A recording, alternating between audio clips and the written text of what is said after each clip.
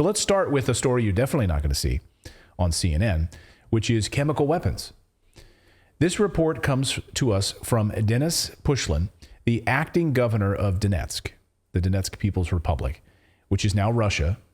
They voted overwhelmingly to become part of Russia. He's the acting governor in the Donbass. And let's be clear, if this charge was being leveled at Russians, it would be all over the nightly news.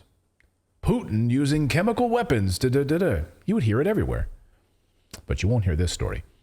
It would be covered wall to wall on television and radio and every major newspaper. Because remember those 46 Ukrainian bioweapons labs that the Biden administration finally admitted to? They were lying about it, told us they didn't exist. And then, oh, by the way, yes, they do exist. So just put a pin in that for a moment. Might come back. So here is the story. Ukraine accused of chemical warfare. Toxic compounds have reportedly been used against Russian troops in Donbass.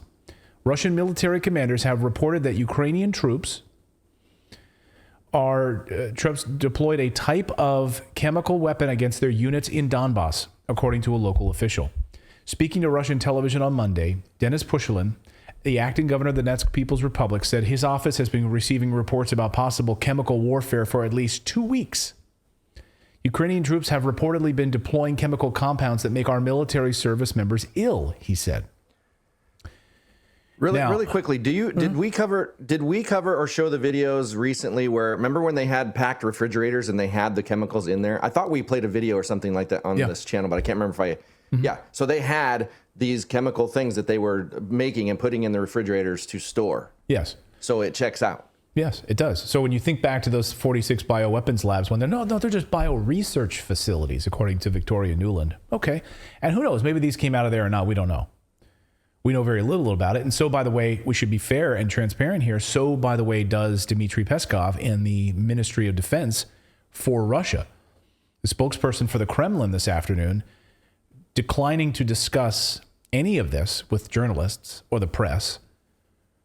So Russia's not running out there, at least from the Kremlin point of view. The governor is in Donetsk, but the Kremlin is saying, we're not going to talk to journalists about that. That we don't have any accurate information about the issue yet. So we're not talking about it. But if they did, I mean, think about if the shoe were on the other foot, they'd be running around all over the place shouting about it, but they're not.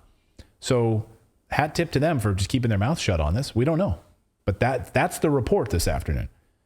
It's from the acting governor that this is what's happening. So Pushkin says, Peskov says, the Russian military would pass such incidents up the chain of command and suggest contacting the defense ministry with further inquiries. The defense ministry didn't have any immediately comment on the claim. Speculation that some Ukrainian units may use airdropped munitions with a chemical agent has been swirling on social media for the past couple of weeks, since mid-January, actually. The rumors were apparently triggered by a video that surfaced people showing people in Ukrainian military uniforms assembling around a small quad of drones carrying small containers, with a payload apparently taken from a refrigerator that we showed here on the show. Some military people are saying that whatever was used must have been volatile if it had to be stored at very low temperatures. So we'll be watching this story and see how it develops. We'll wait till we hear more from the Russian side and the Kremlin on this, and we'll see if there's any response from chemical from the other side. Of course, chemical warfare is illegal. So it'll be interesting to hear what the Western side says about this and what Ukraine says about this. We'll see if we can get any answers from them. But that's the report on chemical weapons.